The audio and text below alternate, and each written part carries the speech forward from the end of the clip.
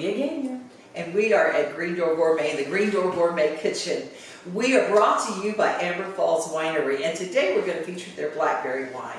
But what is Amber Falls? Take a look. We'll be right back. Joie de vivre, and that's Cajun for the joy of life. Amber Falls Winery invites you to share our family heritage and to experience the fruits of our labor. We take the best that nature has to offer and give it our own special touch to create award-winning wines crafted just for you. Enjoy them in our underground tasting cellar or ask for Amber Falls wines at your favorite liquor store. Amber Falls Winery, Hampshire, Tennessee. We'll bring out the Cajun in you.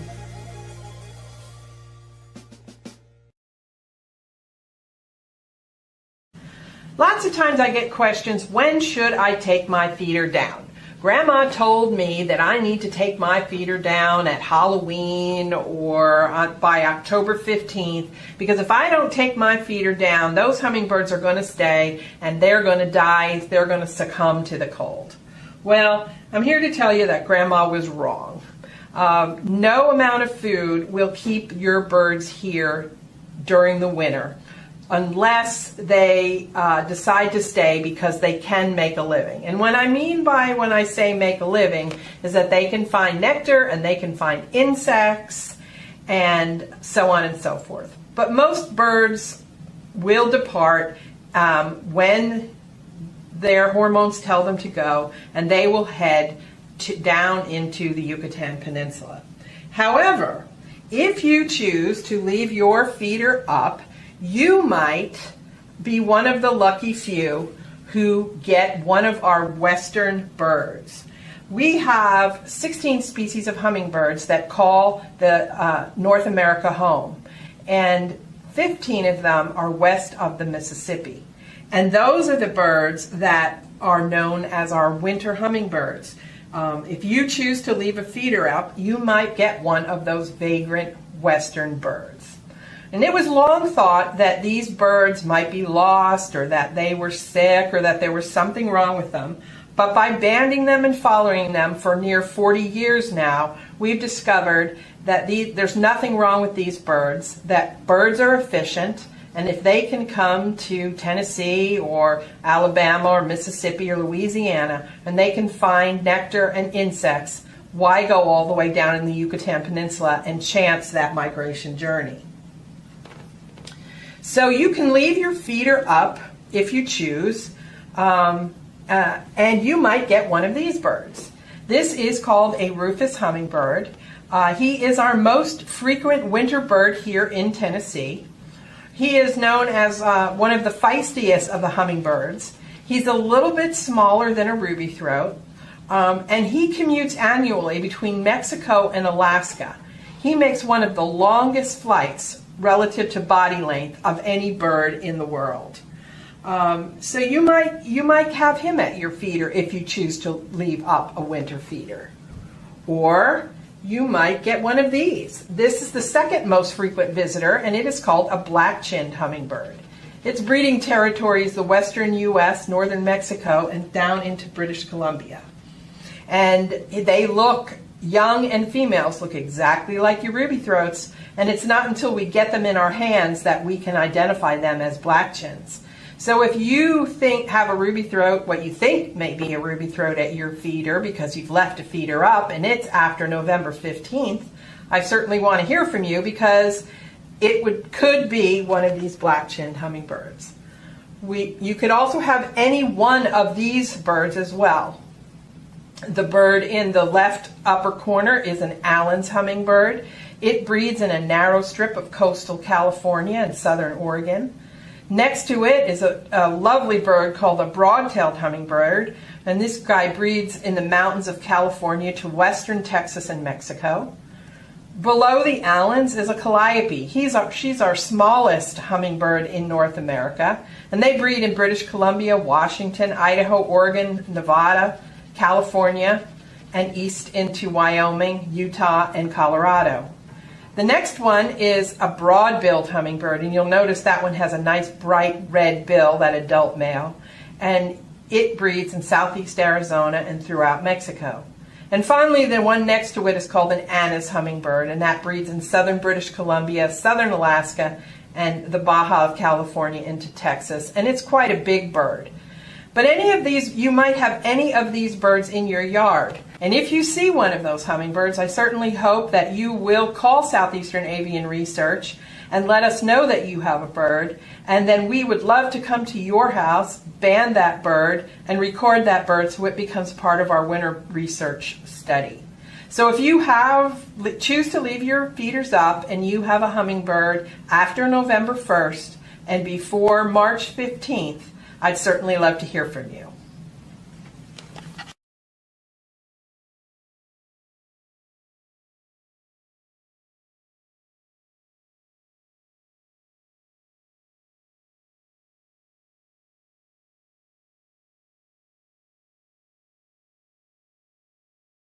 We're going to talk spoons. Now, I bet you didn't know that spoons had a lot of detail.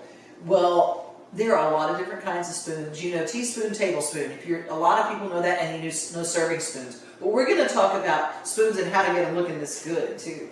Yes, and how to take care of things that might be family heirlooms. We're talking about getting ready for holiday tables or entertaining any time of the year. And you want to make sure when you bring out your nice stuff that you're taking good care of it so it lasts for the next generation as well. We want to be able to pass it along, right? I love it. That's a Southern thing. It is a Southern thing. Know how to entertain. So tablespoon and teaspoon, you hear that used a lot in cooking. When you hear that in a recipe, you want to get a true measuring spoon. You don't want to use a spoon like this because there's so much variety. You know, this teaspoon might look totally different than a spoon that's like this, which is a similar teaspoon size, but it's not an actual teaspoon. So there can be too much confusion. Just get out your measuring spoons and use that for your cooking. Yeah. You don't cook with these.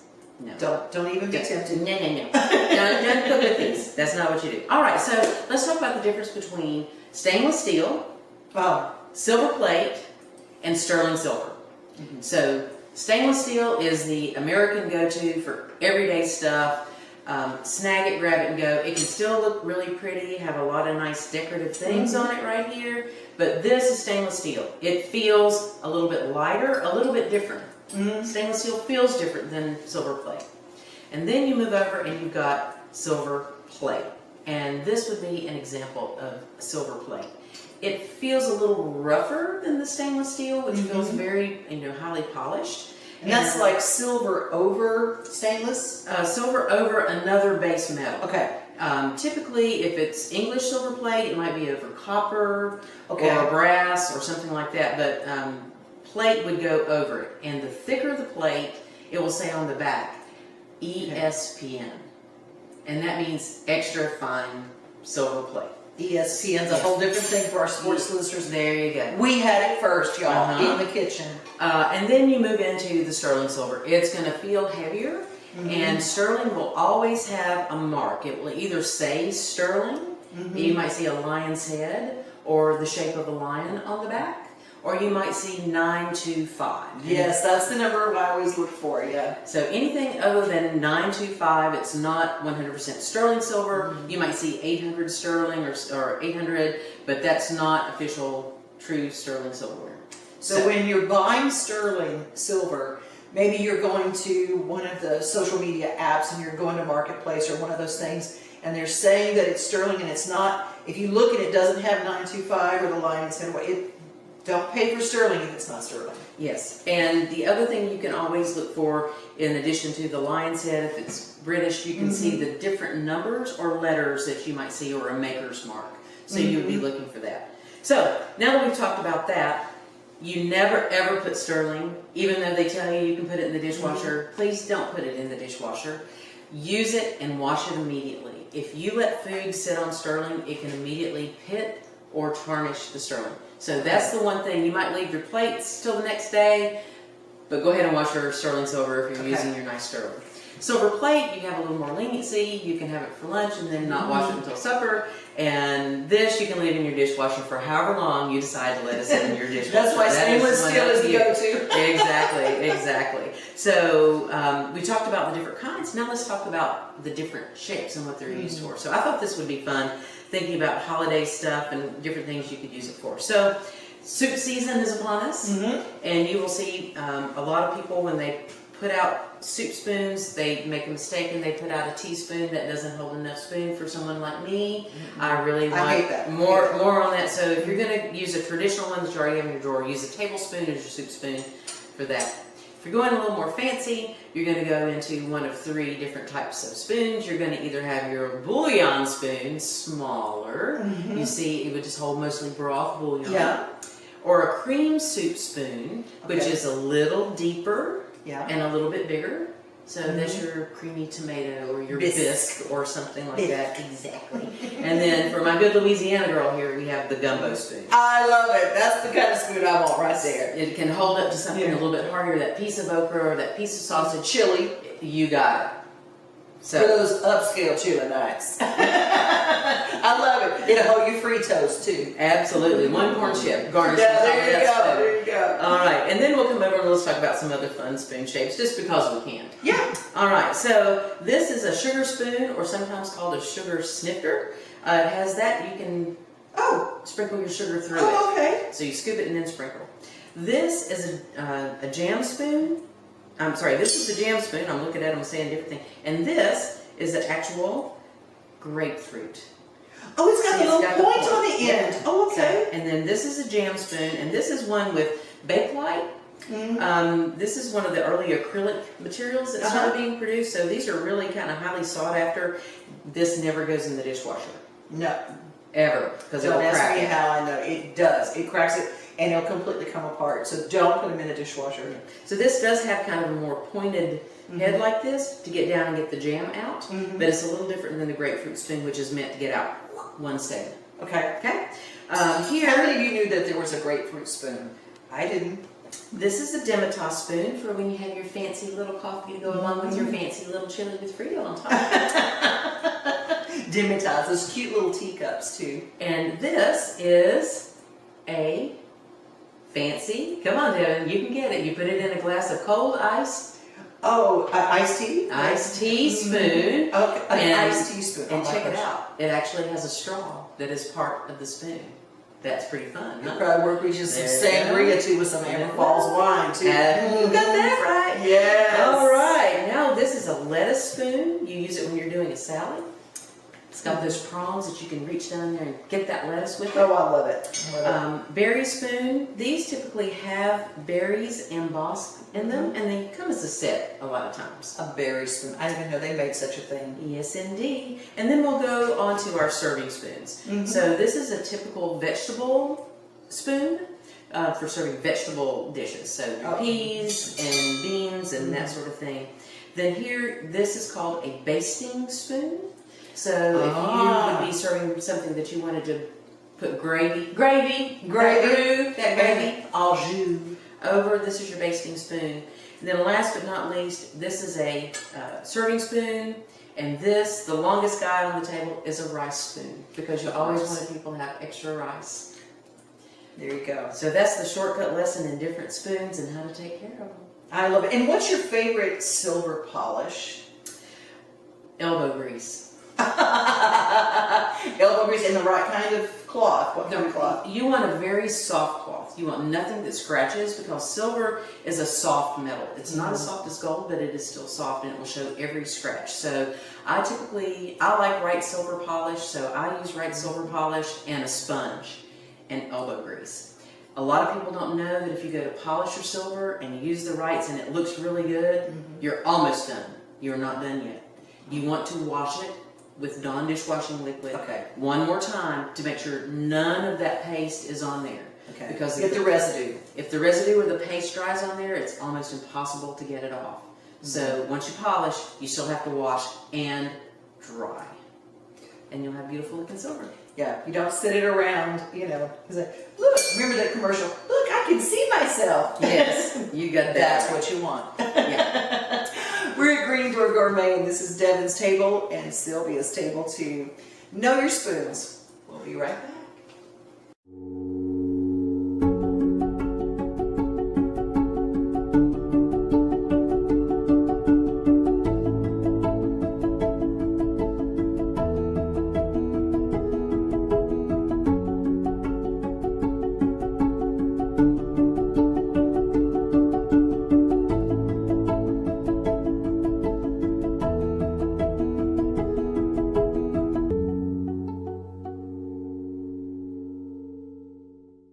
I get all my pieces from Goodwill or flea markets and I bring them home and shine them up and they look beautiful.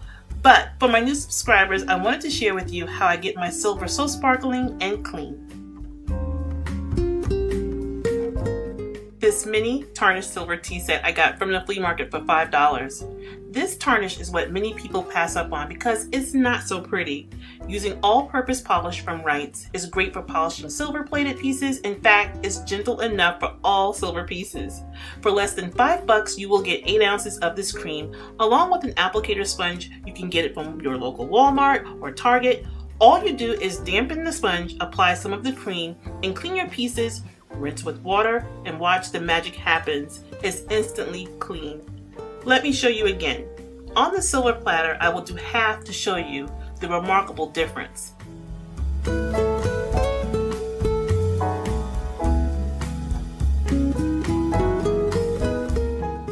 Amazing, right? It removed the tarnish. Just buff with a soft cloth and it will have a beautiful shine. I hope you guys enjoyed this quick tip. Please like and share and subscribe. You can follow me on Instagram and Facebook at Be My Guest with Denise, and I want to thank you all for watching.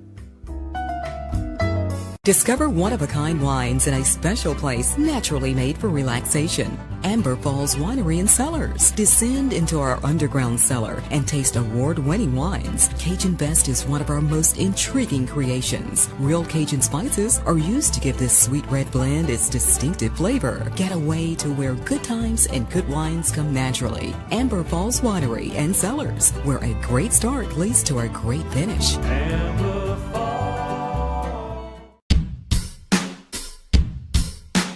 We are not just chicken.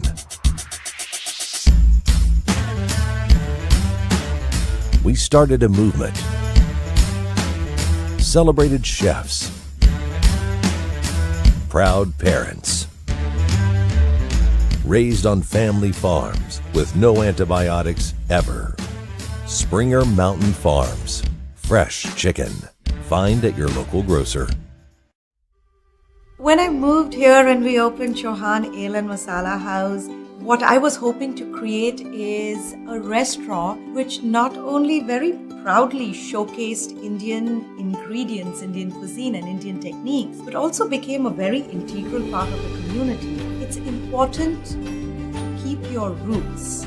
I grew up in India. This is the cuisine that I grew up on. But it's also very important to assimilate it in the community, which has now become your home. And to me, what I loved about Nashville, other than the people and the place, was the food.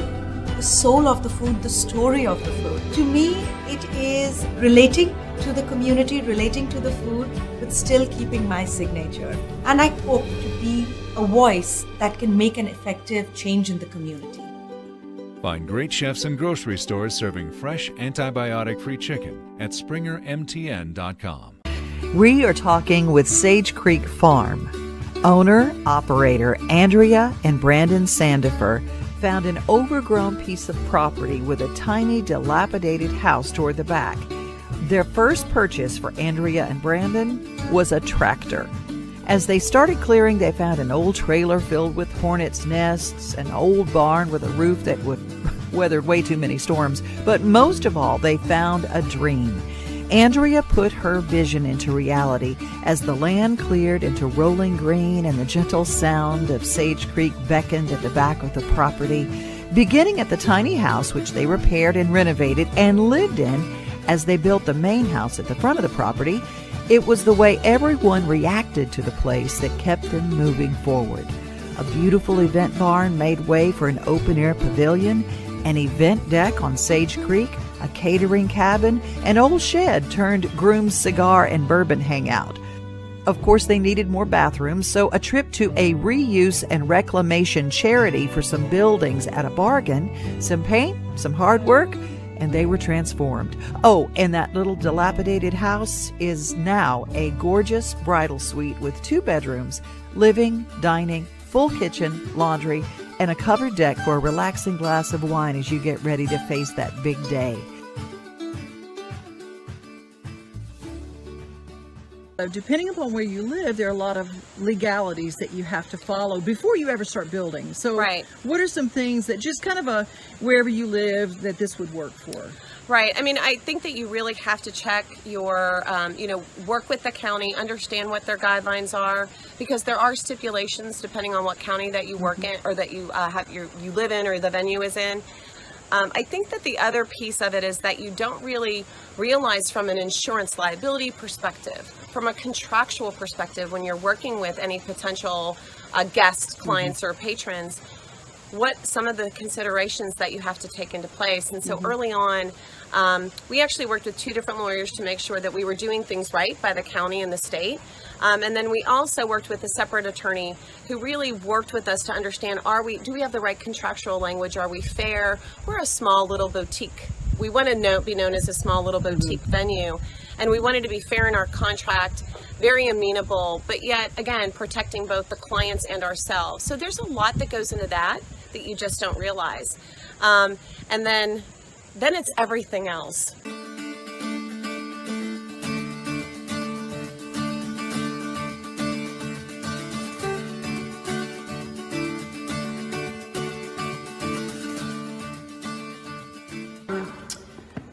Allow really for a bride, a groom, a church service, anyone to really have the ability to come out, and then we have the pavilion. Oh my goodness, look how beautiful that is. Where did you find your church pews? So it's been a little mixture of both. We had, there was one venue out of the Virginia area, and they were closing down, and we were able to purvey those from her. And just recently, we were able to get actual church pews from a real church, and those are in the barn getting finished right now as we speak, and they'll be ready for our wedding that we have on the 10th. It's kind of like a feed bag. You start one thing and you go, oh, we got to build this, and now we got to build a road. And well, exactly. It's really funny when you say, a feed bag. We weren't planning on a pavilion. The only reason that a pavilion got built was because when they ordered our trusses for our main barn, they sent the wrong trusses. So we were doing this, we were building this really in the dead of winter, and we were up to our eyeballs in mud. And the truss company said, I don't know if we can get these out until springtime, until this dries up. And I said, well, wait a second.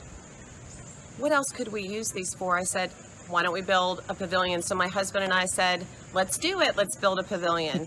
But you're right. It went from, I think, even early on when you saw the early makings of this, there were no roads. There wasn't any concrete. There really wasn't the really solid infrastructure. And I think now we've gotten to a really good place where I think it presents itself well and is very accommodating for the guests and the patrons that come here.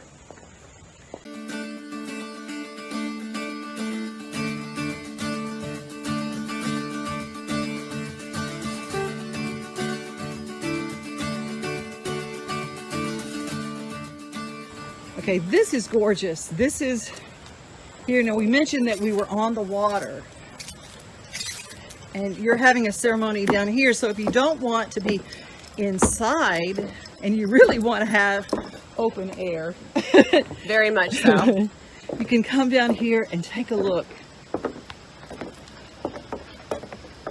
right along the creek. Isn't this beautiful? Oh my heavens, Andrea, what a gorgeous sight. I think this was one of our favorite places, and our good friend Tim Baumgartner, who's a musician, has been so kind enough in his free time, which he has very little. We had a vision to build a deck down here, and he built, probably him and his son built, I think that Armageddon could hit and this deck will still be standing. But it's an absolutely wonderful, wonderful site for, wedding ceremony, pictures. We've done a ton of pictures down here. And we just wanted to, this is such a special place. Mm-hmm. We wanted to be able to share it and have people appreciate it as much as we did when we built it. Yeah. Oh my goodness.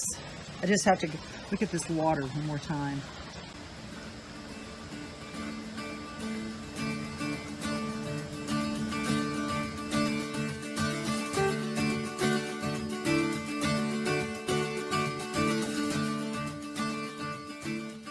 As you look at a piece of property, don't just think weddings.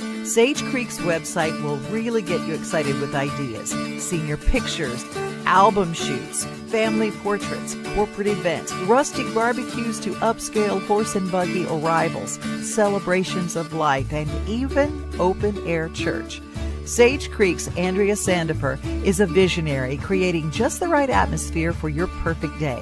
Find them online at sagecreekfarmtn.com or just give them a call at 615-390-4924.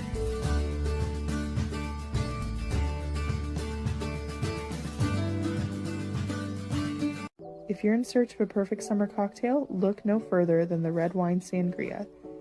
You're going to start off with a bottle of Amber Falls Winery Congria red wine.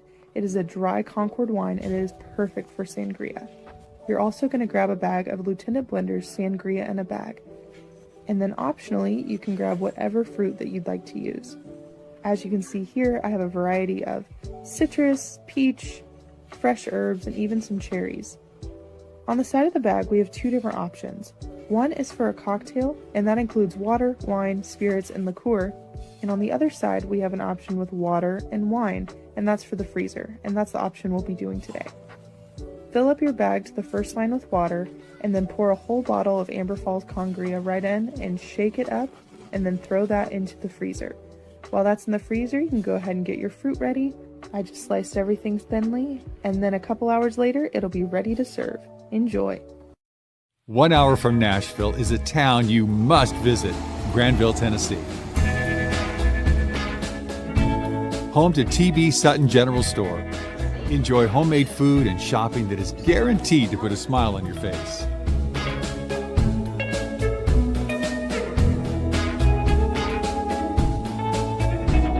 Every Saturday, make reservations and enjoy dinner and live local music. Step back in time in the 1880s Sutton Homestead. A storytelling guide will make history come alive as you hear about life in the 1800s. Visit Pioneer Village and see one of the first structures built in this community over 200 years ago. See craftsmen demonstrating the lost art of blacksmithing and basket weaving. Check out the Antique Car Museum featuring cars from specific decades in the garage of an original gas station. The Granville Museum tells the story of a small rural Tennessee riverboat town in the 1900s. Experience daily life including farming, military, and local history. Shop clothing, gifts, and hand-picked antiques. New items are being added every week. Spend the night at the Granville Bed and Breakfast filled with warm beds, large jacuzzis, and free breakfast. Come purchase handmade brooms and other fine crafts.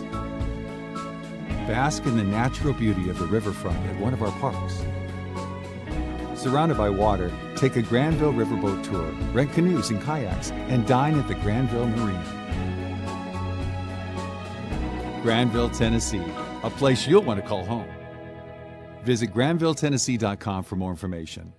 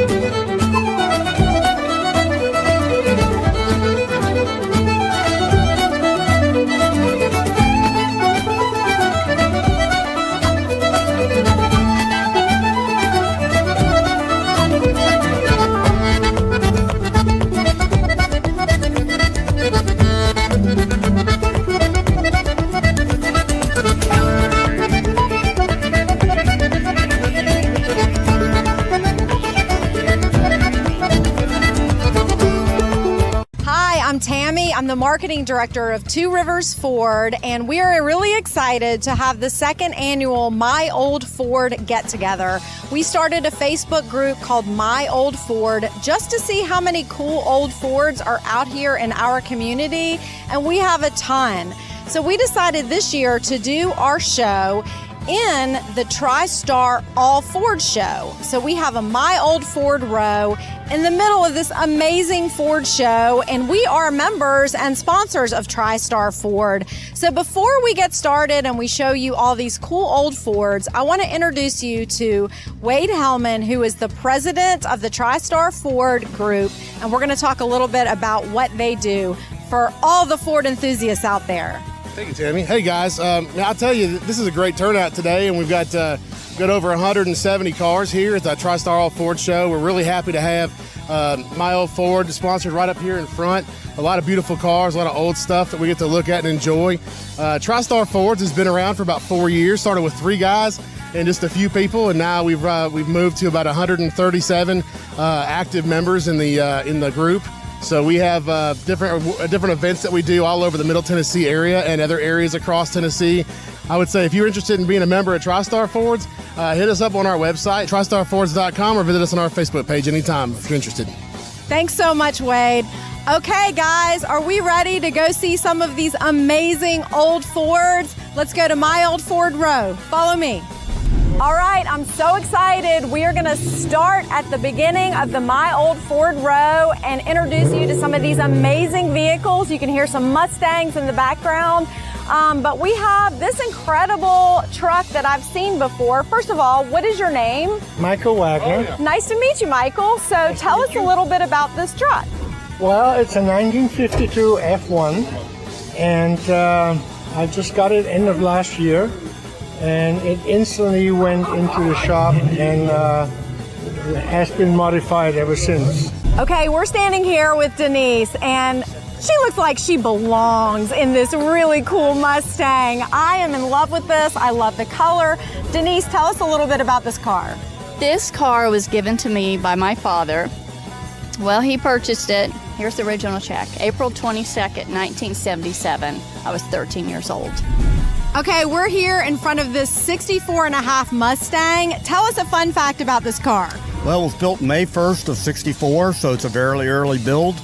That's 2 weeks after they went on sale, so you're not going to find very many of them earlier build date.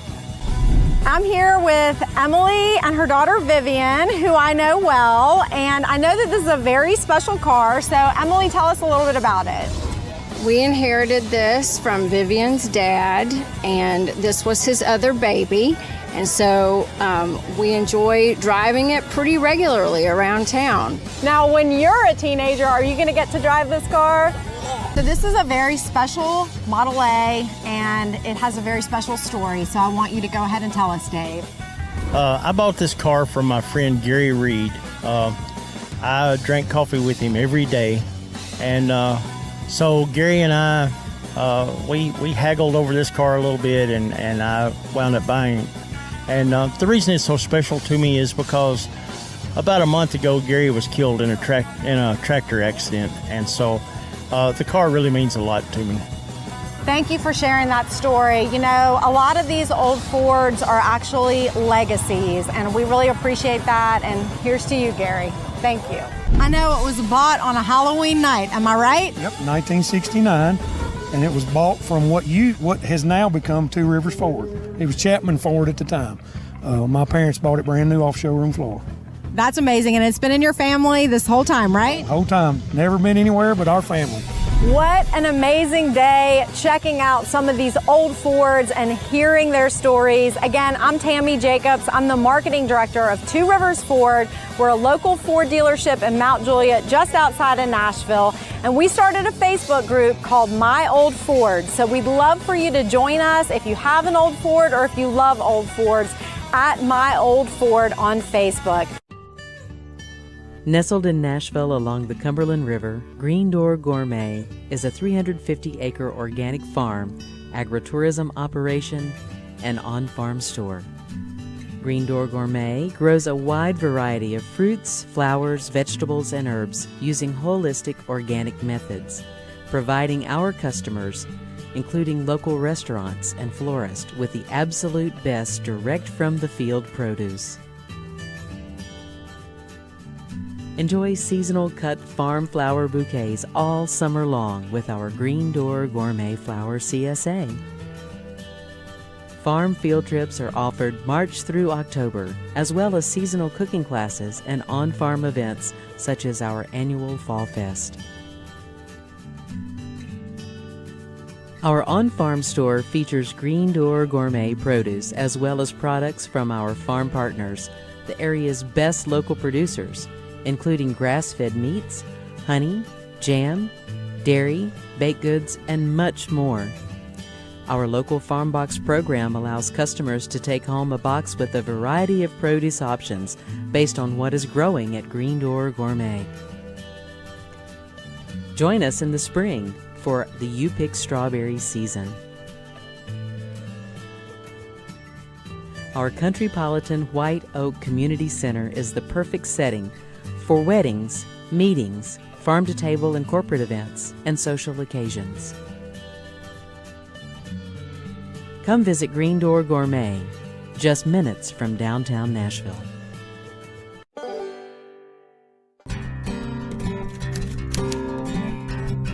Good morning. Here we are in the okra patch this morning. I'm going to talk a little bit about both red burgundy okra, which is on my left, and the Clemson spineless okra, which is on my right, the two varieties of okra that we grow here at Green Door Gourmet. It's beautiful. You can see from its flowers, it's a gorgeous plant to grow, but the great thing is those flowers give way to the pods that are so delicious to eat. Okra can be quite itchy to most people. That's why even on the hottest of summer days, we all wear boots, long pants, long sleeves, and gloves when we're harvesting. When okra plants mature, they can reach 6 to 7 feet tall. But even when okra is small, it really wants to be productive. At this time, take off any lower leaves, and that encourages it to grow upward instead of outward. It's important to pick any large pods. This is going to tell the plant to make more pods. 2 to 3 inches is the perfect size for picking. Larger pods can be used for gumbo or maybe saving for seed. If they're too large, just pick them, toss them aside. So, to pick the okra, a lot of people like to use scissors or pruning shears, small clips, but you really don't need them. So what you can do is you can just reach down. Now this is the perfect size pickling or eating pod, and you just reach down and you simply just pluck it right off. It's very simple. But if you happen to find a big guy that's been left and you think, oh, he's not really delicious, I can't eat him, he's not worth picking, the answer is you got to pick him off too, because he will stunt the plant's growth.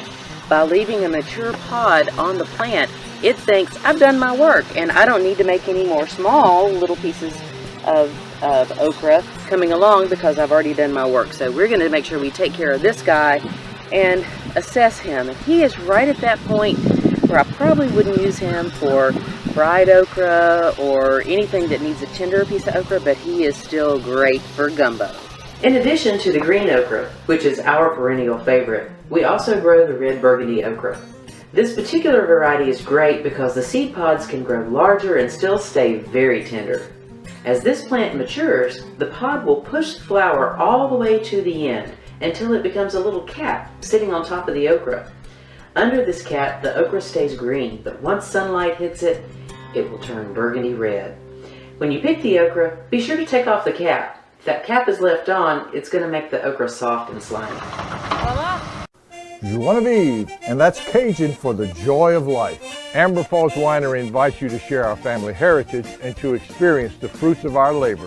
We take the best that nature has to offer and give it our own special touch to create award-winning wines crafted just for you. Enjoy them in our underground tasting cellar or ask for Amber Falls wines at your favorite liquor store. Amber Falls Winery, Hampshire, Tennessee. We'll bring out the Cajun in you. Oh, thank you for joining us for Devon's Table. And remember, like we always say, if you're looking for a blessing, you gotta first be one. I love it. Bye, everybody.